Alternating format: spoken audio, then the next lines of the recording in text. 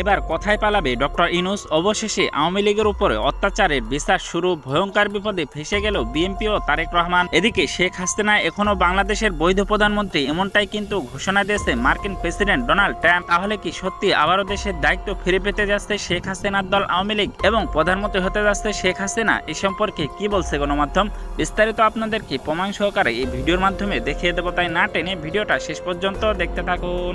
Doctor Yunus সহ যারা উপদেষ্টা ছিলেন তারা যেন দেশ ত্যাগ করতে না পারেন। এই যে হত্যাকাণ্ড, এটা পরিকল্পিতভাবে, কারণ হচ্ছে ডক্টর ইউনূসের আরেকটি ইনফরমেশন আপনাকে দেয়। একদিনে ডক্টর মোহাম্মদ ইউনূসের বিরুদ্ধে 3টি রিট হলো হাইকোর্টে। একটিতে তার শাসনামল চ্যালেঞ্জ করা হয়েছে, অন্যটিতে চাওয়া হয়েছে সব কর্মকাণ্ডের তদন্ত।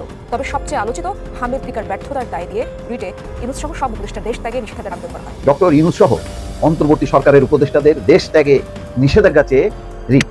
বিষয় কি? হামের টিকার ব্যর্থ। 6 মাসের বিষয়টা উল্লেখ করা হয়েছে যে আর মাত্র 6টি মাস অপেক্ষা করো, আমি অতি দ্রুত চলে আসতেছি। তাহলে এটা কিসের বার্তা? কি ঘটতে পারে, কি হতে পারে? আওয়ামী লীগের যে টার্গেট, সে টার্গেট অনুযায়ী কি এত দূর চলে আসছে? এনসিপি পাঠানো ফরজ হয়ে গেছে না? কেমন লাগতেছে এখন? মানে নিজের উপর আঘাত আসার পর এখন আপনারা বড় বড় গল্প শোনাচ্ছেন। মানে হাস্যকর ব্যাপারটা। মববাজে এখন মবের বিরুদ্ধে অবস্থান নিয়েছে। এগুলো বললেন না জনাব নাহিদ সাহেব? সবে তো মাত্র শুরু হয়েছে। এই ধরনের ঘটনা বাংলাদেশের মানুষ আপনাদের উপর প্রতিনিয়ত ঘটাবে। যে চুক্তি করেছেন, এই চুক্তি করে শুধুমাত্র আপনাদেরকে বাংলাদেশের মানুষ মব করে কোথায় ফেলবে এখন আপনারা ধারণা করতে পারেন না। 1 বছর 9 মাস 10 দিন হলো বাংলাদেশিদের জন্য ভারতীয় ট্যুরিস্ট ভিসা বন্ধ আছে। সম্প্রতি এই ভিসা চালু নিয়ে বেশ কয়েকবার দুই দেশের মধ্যে আলোচনা হয়েছে। বাংলাদেশের পররাষ্ট্রমন্ত্রী খলিলুর রহমান ভারত সফর শেষে জাতীয় সংসদে দাঁড়িয়ে ভারতীয় ভিসা চালুর ব্যাপারে বেশ আশার কথা শুনিয়েছিলেন। এমনকি মে মাসের শুরুতে বাংলাদেশের বেশ কয়েকটি গণমাধ্যমে খবর প্রকাশিত হয়েছিল 6 মে থেকে বাংলাদেশিদের জন্য ভারতীয় পর্যটন ভিসা চালু হচ্ছে। বাস্তবতা হলো তারেক রহমান ক্ষমতায় আসার 3 মাস পরও এই ভিসা কার্যক্রম চালু করেনি ভারতীয় সরকার, যেখানে বাংলাদেশ সরকার ভারতীয়দের জন্য সব ধরনের ভিসা দিচ্ছে।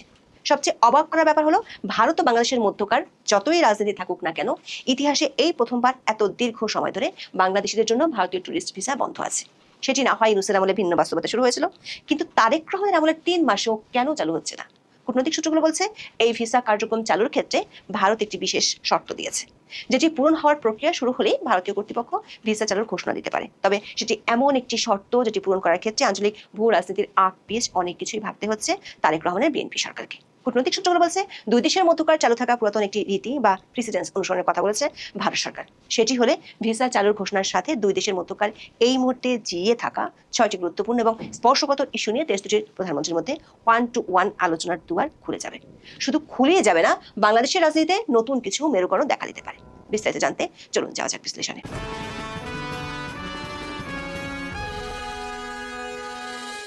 বাংলাদেশ পরিসংখ্যান ব্যুরো বা বিবিএস এবং ভারতীয় ইমিগ্রেশন বিভাগের তথ্য অনুযায়ী বাংলাদেশ থেকে বিদেশে যাওয়া মোট পর্যটকদের প্রায় 60%ই ভারতে যান। ভারতের পর্যটন মন্ত্রণালয় এবং ইমিগ্রেশন ব্যুরোর অফিসিয়াল পরিসংখ্যান অনুযায়ী 2023 সালে বাংলাদেশ থেকে 21,19,826 জন বাংলাদেশি ভারত ভ্রমণ করেছিল। সে বছর ভারতে যাওয়া মোট বিদেশি পর্যটকদের মধ্যে বাংলাদেশিদের সংখ্যাই ছিল সবচেয়ে বেশি, প্রায় 22.5%। এই বিপুল সংখ্যক মানুষ মূলত চিকিৎসা বা মেডিকেল ট্যুরিজম, পর্যটন ও কেনাকাটার উদ্দেশ্যে ভারতে গিয়েছিল। এমনকি 24 আগস্টে ভারতীয় ভিসা প্রক্রিয়া বড় ধরনের ধাক্কা খাওয়ার সত্ত্বেও 17.5 লাখ বাংলাদেশি ওই বছর ভারতে গিয়েছিল। এই সংখ্যাটি মূলত 24 জুলাই পর্যন্ত, কারণ 5 আগস্ট শেখ হাসিনা সরকারের পতনের পর হঠাৎ করে বাংলাদেশে ভারত বিরোধী রাজনীতি মাথা চালা দিয়ে ওঠে। নিরাপত্তাজনিত চরম আশঙ্কার মুখে পড়ে যায় ভারত সরকার। সে কারণে 2024 সালের 8 আগস্ট বাংলাদেশের ইতিহাসে প্রথমবারের মতো বাংলাদেশে থাকা সকল ভারতীয় ভিসা আবেদন কেন্দ্রের কার্যক্রম অনির্দিষ্টকালের জন্য স্থগিত করার ঘোষণা দেয় ভারত সরকার। তৎকালীন অন্তর্বর্তীকালীন সরকারের পুরো শাসনকাল জুড়েই এই ভিসা সেবা মারাত্মকভাবে ব্যাহত হয়। 2024 সালের শেষের দিকে পরিস্থিতি আংশিক স্থিতিশীল হলে চিকিৎসা ও জরুরি শিক্ষার্থী ভিসা সীমিত পরিসরে পুনরায় চালু করা হয়। তবে 24 আগস্টের আগে যেখানে দিনে 8,000 ভিসা ইস্যু করা হতো, সেটি 24 শেষের দিকে নেমে আসে 1,500-এ। দ্বিপাক্ষিক সম্পর্কের এই ভঙ্গুর অবস্থার মধ্যেই 2025 সালের নভেম্বর ও ডিসেম্বর মাসে নতুন করে সহিংসতা ও বিক্ষোভের আগুন ছড়িয়ে পড়েছিল বাংলাদেশে। বাংলাদেশের সংখ্যালঘু সম্প্রদায় নিরাপত্তা নিয়ে ভারতের ভিতরে তীব্র উদ্বেগ দেখা দিয়েছিল এবং দুই দেশের রাজনৈতিক দলগুলোর মধ্যে বাকযুদ্ধ শুরু হয়েছিল। এই চরম উত্তেজনার পারদ চূড়ান্ত সীমায় পৌঁছায় যখন বাংলাদেশে শরীফ ওসমান হাদির হত্যাকাণ্ডকে কেন্দ্র করে দেশ জুড়ে তীব্র ভারত বিরোধী রাজনীতি শুরু হয়। বিক্ষোভকারীরা ঢাকার ভারতীয় হাইকমিশন এবং চট্টগ্রামের ভারতীয় সহকারী হাইকমিশনের সীমানা প্রাচীর পর্যন্ত পৌঁছে বিক্ষোভ করে। নিরাপত্তা হুমকির অজুহাতে ভারতের পররাষ্ট্র মন্ত্রণালয় 2025 সালের 17 ডিসেম্বর ঢাকা ভিসা কেন্দ্র এবং 21 ডিসেম্বর চট্টগ্রামের প্রধান ভিসা কেন্দ্রটি অবরুদ্ধ ও অনির্দিষ্টকালের জন্য বন্ধ ঘোষণা করে।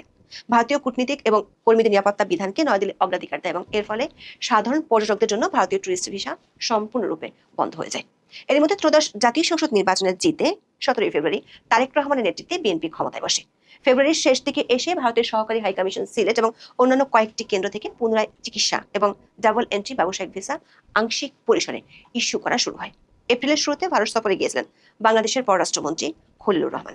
সেই সফর থেকে ফিরে পররাষ্ট্রমন্ত্রী দাবি করেছিলেন বাংলাদেশিদের জন্য ভারতের ভিসা প্রদান কার্যক্রমে শিগগিরই ইতিবাচক পরিবর্তন দেখা যাবে। গত 28 এপ্রিল জাতীয় সংসদে কিশোরগঞ্জ 5 আসনের স্বতন্ত্র সংসদ সদস্য শেখ মুজিবুর রহমানের এক লিখিত প্রশ্নের জবাবে পররাষ্ট্রমন্ত্রী খলিলুর রহমান এই আশার কথা শুনিয়েছিলেন। প্রধানমন্ত্রীর পররাষ্ট্র উপদেষ্টা হুমায়ুন কবিরও একই ধরনের আশ্বাসের কথা বলেছিলেন। খোঁজ নিয়ে জানা গেছে বাংলাদেশের 16টি স্থানে Indian visa application centre IVAC থাকলেও বর্তমানে মাত্র 5টি আইভ্যাক থেকে ভিসা ইস্যু করা হচ্ছে সীমিত আকারে। ভারতীয় দূতাবাসের কর্মকর্তারা বলছেন এই পুনরায় কার্যক্রমের সামগ্রিক সক্ষমতা 24 আগস্টের আগের আমলের স্বাভাবিক ক্ষমতার তুলনায় মাত্র 15 থেকে 20% মধ্যে সীমাবদ্ধ আছে।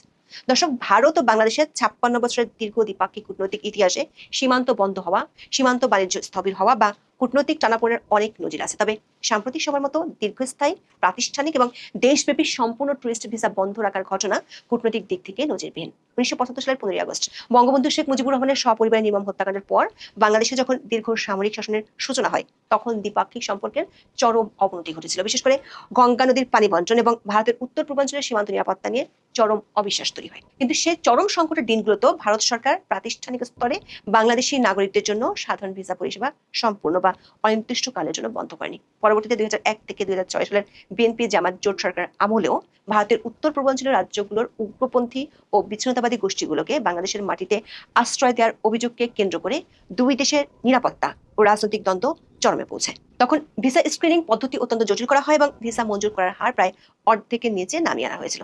তবে আনুষ্ঠানিক বা প্রকাশ্য কোনো নিষেধাজ্ঞা ছিল না। নিকট অতীতে কেবল 2টি বিশেষ ক্ষেত্রে স্বল্প সময়ের জন্য ভারতের কূটনৈতিক মিশনগুলোর কার্যক্রম সাময়িকভাবে বাধাগ্রস্ত হয়েছিল। প্রথমটি ঘটেছিল 2013 সালে যুদ্ধাপরাধীদের বিচারের দাবিতে গড়ে ওঠা শাহবাগ আন্দোলন এবং জামাত শিবিরের সহিংস বিক্ষোভের সময়, যখন মিশনগুলো নিরাপত্তার স্বার্থে কয়েকদিনের জন্য স্থানীয় পর্যায়ে কাজ বন্ধ রাখা হয়েছিল। দ্বিতীয় ঘটনাটি ঘটেছিল 2020 সালে বৈশ্বিক কোভিড-19 মহামারীর সময়। দর্শক, নিরাপত্তা ঝুঁকির একই যুক্তি দেখিয়ে বাংলাদেশের পররাষ্ট্র মন্ত্রণালয় 2025 সালের 22 ডিসেম্বর নয়াদিল্লির বাংলাদেশ হাইকমিশন এবং আগরতলা উপ হাইকমিশনের ভিসা পরিষেবা সম্পূর্ণ বন্ধ ঘোষণা করেছিল। পরে 2026 সালের জানুয়ারির শুরুর দিকে এই কড়াকড়ি আরো সম্প্রসারিত করে কলকাতা, মুম্বাই এবং চেন্নাইয়ের উপ হাইকমিশনগুলোতে ভারতীয় নাগরিকদের জন্য টুরিস্ট ও অন্যান্য সাধারণ ক্যাটাগরির ভিসা পরিষেবা স্থগিত করা হয়। কেবল জরুরি ব্যবসায়িক ও কর্মসংস্থান ভিসা চালু রাখা হয়। তবে বিএনপি সরকার দায়িত্ব নেওয়ার মাত্র 3 দিনের মাথায় 20 ফেব্রুয়ারি ভারতে অবস্থিত তার সকল মিশন থেকে ভারতীয় নাগরিকদের জন্য সব ধরনের ভিসা, বিশেষ করে দীর্ঘ স্থগিত থাকা টুরিস্ট ভিসা দেওয়ার সিদ্ধান্ত পুনরায় কার্যকর করে। কিন্তু ভারত এখনো পর্যন্ত বাংলাদেশি নাগরিকদের জন্য টুরিস্ট ভিসা দেওয়ার নীতিতে কোনো শিথিলতা আনেনি। দর্শক, ভারতীয় টুরিস্ট ভিসা বন্ধ থাকার প্রভাব কেবল কূটনৈতিক আলোচনার টেবিলেই সীমাবদ্ধ নেই, বরং এটি দুই দেশের সীমান্ত এলাকার অর্থনীতি, বাণিজ্য, চিকিৎসা এবং লাখ লাখ মানুষের যাতায়াত ব্যবস্থার উপর এক বিরাট বিপর্যয়ের প্রভাব ফেলেছে। বিপুল সংখ্যক পর্যটকের আগমন হঠাৎ করে বন্ধ হয়ে যাওয়া ভারতের পশ্চিমবঙ্গ এবং উত্তর পূর্বাঞ্চলের রাজ্যগুলোর অর্থনীতির জন্য বিরাট ক্ষতি। কলকাতার বিখ্যাত নিউ মার্কেট সংলগ্ন মার্কুইস স্ট্রিট, সাটার স্ট্রিট এবং ফ্রি স্কুল স্ট্রিট এলাকা, যা মূলত বাংলাদেশি পর্যটকদের কেন্দ্র করে গড়ে ওঠার কারণে মিনি বাংলাদেশ নামে পরিচিত ছিল।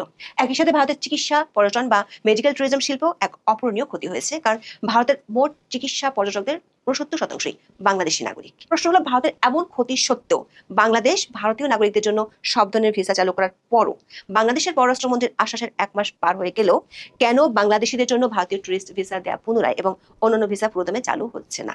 কূটনৈতিক একাধিক সূত্রে জানা গেছে, একটি ইস্যু এখনো পর্যন্ত শুরু না হয় এই ভিসা কার্যক্রম পুরোদমে চালু হওয়ার বিষয়টি ঝুলে আছে। সেটি হলো বাংলাদেশের নতুন প্রধানমন্ত্রী তারেক রহমানের বিদেশ সফর।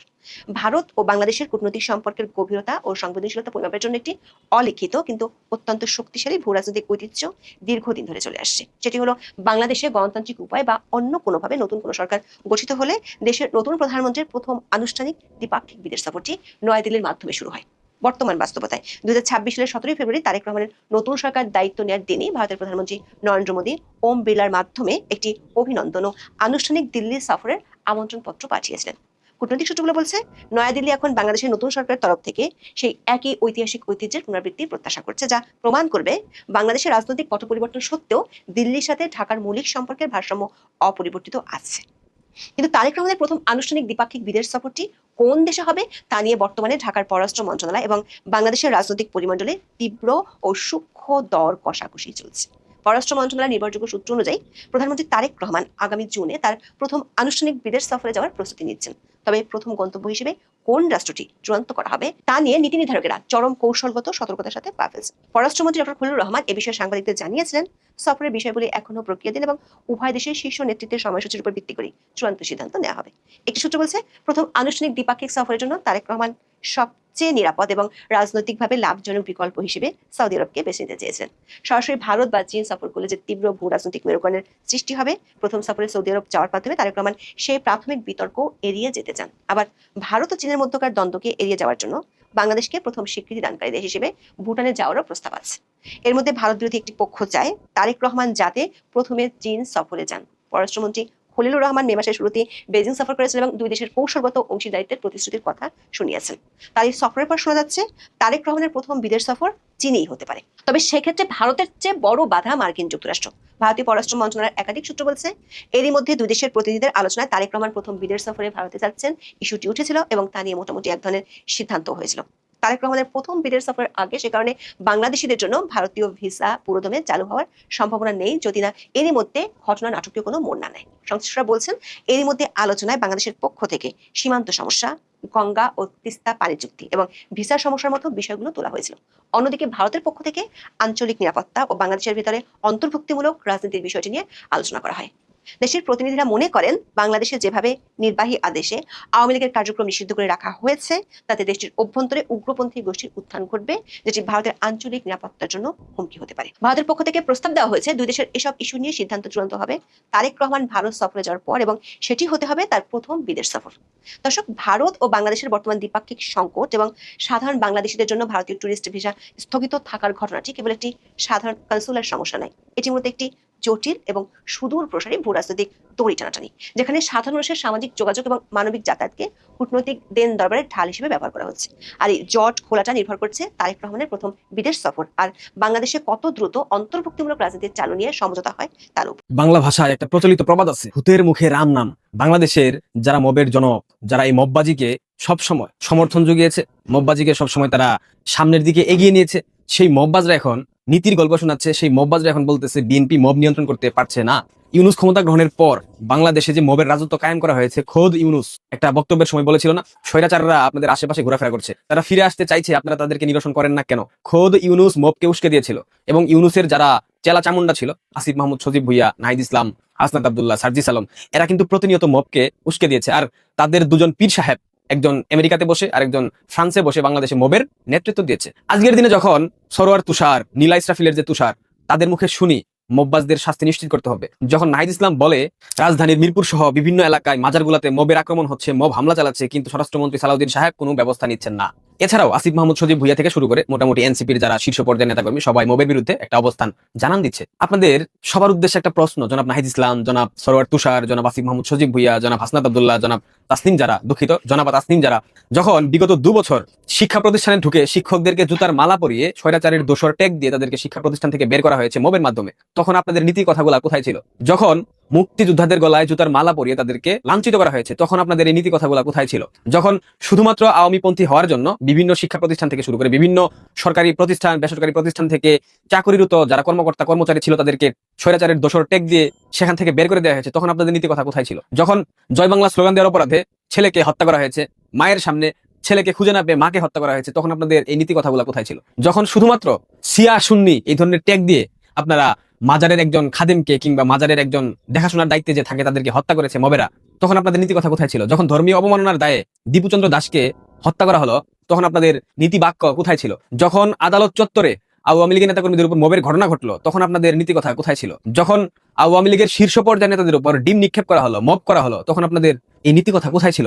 বেশ কিছুদিন পূর্বে যখন শিরিন শারমিন চৌধুরীকে আদালত চত্বরে গায়ে হাত তোলা হলো মবের মাধ্যমে, তখন আপনাদের নীতি কথা কোথায় ছিল? যখন ধানমন্ডি 32-এ গিয়ে যারা শ্রদ্ধা জানাতে গেল বঙ্গবন্ধুর প্রতিকৃতিতে, যখন তাদেরকে মব করা হলো শুধুমাত্র আওয়ামী লীগ সমর্থন করে, তারা কিন্তু আওয়ামী লীগের কোনো সংগঠনের পদধারী নেতাকর্মী ছিল না, তাদেরকে মব করা হলো, পুলিশে তুলে দেওয়া হলো, তখন আপনাদের নীতি কথা কোথায় ছিল? যখন মবের মাধ্যমে বাংলাদেশের স্বাধীনতার সকল স্মৃতিচিহ্ন, বাংলাদেশের বীর মুক্তিযোদ্ধাদের সকল ভাস্কর্য, বাংলাদেশের বীর শ্রেষ্ঠদের সকল ভাস্কর্য ভেঙে ফেলা হলো, তখন আপনাদের নীতি কথা কোথায় ছিল? যখন কুষ্টিয়াতে মাজারে ঢুকে একজন ব্যক্তিকে ধর্ম অবমাননার অভিযোগ এনে পিটিয়ে মারা হলো, এরপর আগুন দেওয়া হলো, তখন আপনাদের নীতি কথা কোথায় ছিল? গতকাল, বেশি দিন আগের ঘটনা নয়, গতকাল কক্সবাজারের উখিয়াতে একজন মা তার ছেলেকে বাঁচাতে গিয়ে মারা গেল, তাকে হত্যা করা হলো মবের মাধ্যমে। হত্যা করলো কারা? বিএনপির নেতাকর্মীরা। কেন হত্যা করা হলো? হয়তোবা বিএনপি কিংবা ছাত্র দলের একজন নেতার পোস্টে ছাত্রলীগের সেই কর্মী হাহা রিয়াক্ট দিয়েছিল ফেসবুকের পোস্টে। এই হাহা রিয়াক্টের জের ধরে সেই ছেলেকে ছাত্রদলের গুন্ডারা হত্যা করার পরিকল্পনা করে, এরপর সেখানে বাধা দিতে গিয়ে তার মা হত্যাকাণ্ডের শিকার হয়। তখন আপনাদের নীতিকথা কোথায় ছিল জনাব নাহিদ ইসলাম, জনাব সারোয়ার তুষার সাহেব? তখন আপনাদের নীতিকথা সামনে আসেনি? তখন আপনাদের মানবিক মূল্যবোধ, মানবাধিকার এগুলার গল্প আপনারা কেন বলেন নাই? মানে সব সময় যখন নিজের উপরে বাধা যায় কিংবা নিজের উপরে আসে মবের আক্রমণ, তখন আপনাদের চেতনা জাগ্রত হয়? 2 বছর যাবত আপনারা মবকে সামনে এগিয়ে দিয়েছেন, আপনারা মবকে উস্কে দিয়ে ধানমন্ডি 32 নাম্বার ভেঙে ফেলেছেন, আপনারা মবকে সবসময় সমর্থন দিয়েছেন, খোদ আপনাদের প্রধান উপদেষ্টা মবকে সমর্থন দিয়েছে। এখন যখন আপনাদের লোকেদের উপর মব হচ্ছে, যখন শাহবাগ থানায় মুসাদ্দিক এবং এবি জব্বার না এবি জুবাইরের উপর মব হয়, তখন আপনাদের চেতনা, তখন আপনাদের মানবিকতা, তখন আপনাদের মানবাধিকার, তখন আপনাদের আইনের শাসন, এইসব নিয়ে কথা বলতে ইচ্ছা করে? মানে আইনের শাসন শুধুমাত্র আপনাদের বেলায় প্রযোজ্য, আর বাকি যারা বাংলাদেশে বসবাসকারী নাগরিক তাদের ক্ষেত্রে প্রযোজ্য না? এই ধরনের দ্বিচারী স্বভাব, এই স্বভাব নিয়ে আপনারা বাংলাদেশ বিনির্মাণ করতে চান? আগামীর বাংলাদেশ আপনারা ক্ষমতার মসনদে অধিষ্ঠিত হতে চান?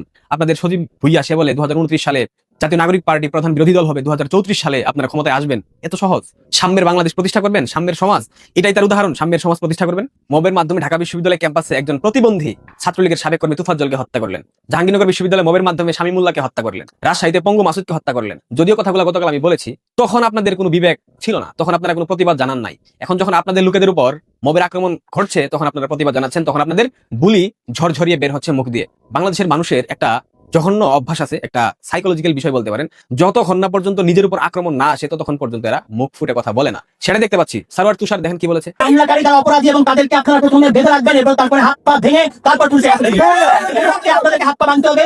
জনাব সারোয়ার তুষার সাহেব, এইসব বলতে লজ্জা লাগে না? যখন হাদি ওপেন ঘোষণা দিয়ে বলেছিল আওয়ামী লীগকে পেটানো জায়েজ, হালাল, আওয়ামী লীগ যেখানেই পাবেন সেখানেই পিটাবেন, লীগ পেটানো জায়েজ, এ ধরনের ব্যাখ্যা আপনারা দিয়েছেন না? সালাউদ্দিন আম্মার না আম্মার কি যেন একটা রাজশাহী বিশ্ববিদ্যালয়ের খুনি মাসুদের হত্যাকারী, সেও তো এই ধরনের স্টেটমেন্ট দিয়েছে যে লীগ পেটানো ফরজ। এখন এনসিপি পেটানো ফরজ হয়ে গেছে না? কেমন লাগতেছে এখন? মানে নিজের উপর আঘাত আসার পর এখন আপনারা বড় বড় গল্প শোনাচ্ছেন। মানে হাস্যকর ব্যাপারটা। মববাজরা এখন মবের বিরুদ্ধে অবস্থান নিয়েছে। মবের জনকেরা যারা মবকে বাংলাদেশে জন্ম দিয়েছে, বাংলাদেশে যারা মবকে উস্কে দিয়েছে, তারা এখন মবের বিরুদ্ধে কথা বলে। এগুলা শুনতে হাস্যকর, এগুলা বললেন না জনাব নাহিদ সাহেব। সবে তো মাত্র শুরু হয়েছে। এই ধরনের ঘটনা বাংলাদেশের মানুষ আপনাদের উপর প্রতিনিয়ত ঘটাবে।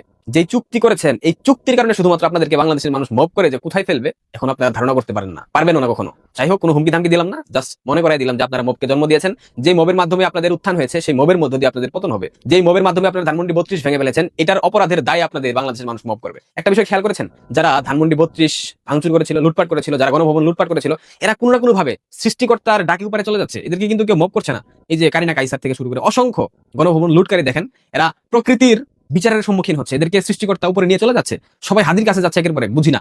যাই হোক, ভালো থাকবেন। এই ভিডিওটা আপনাদের কাছে কেমন লাগলো? যদি বিন্দু পরিমাণ ভালো লেগে থাকে তাহলে অবশ্যই চ্যানেলটাকে সাবস্ক্রাইব করে আমাদের সাথে থাকবেন, যাতে করে এমন নতুন নতুন আপডেট নিউজ সবার আগে আপনাদের হাতে পৌঁছে দিতে পারি। তাহলে সবাই ভালো থাকবেন, সুস্থ থাকবেন।